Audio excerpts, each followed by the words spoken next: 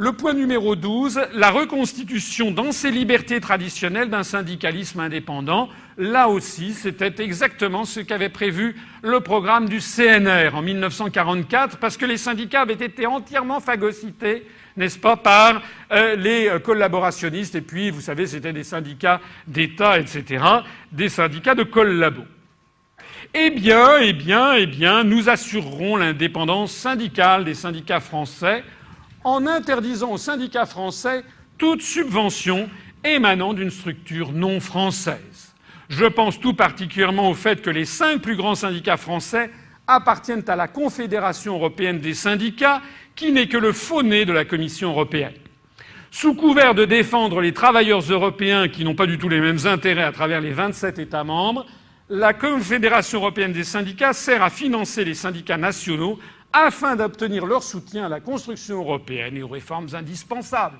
Et vous le savez bien, tous ceux d'entre vous qui sont dans des syndicats, savoir à quel point les syndicats, les dirigeants syndicaux font semblant de s'opposer, puis il y a un moment à partir duquel ils arrêtent. On fait tourner en rond 200 000, 500 000 Français pour la réforme des retraites, et puis après, allez, on va négocier. Pourquoi ?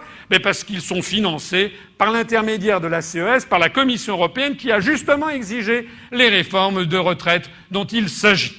Donc, nous, les syndicats, pourront, s'ils le souhaitent, rester dans des organisations internationales. En revanche, devront renoncer à toute subvention de la Confédération européenne des syndicats. Mais il ne s'agit pas pour nous, pour moi en tout cas, d'être anti-syndicalistes, puisque je pense qu'il faut au contraire avoir des syndicats qui jouent leur rôle de contre-pouvoir dans une société démocratique. Donc, la République devra se substituer et assurer un financement public aux syndicats de salariés afin qu'ils exercent librement leur rôle de contrepoids nécessaire en démocratie. Des incitations fiscales pourront être faites aux salariés pour adhérer à un syndicat. Vous savez que c'est d'ailleurs un des problèmes de la société française, c'est qu'il y a très très peu de Français, extrêmement peu de Français syndiqués, à la différence des sociétés scandinaves, que d'ailleurs on nous cite souvent en exemple. J'aime pas trop, moi, prendre des exemples à droite ou à gauche, puisque en fait chaque peuple a ses propres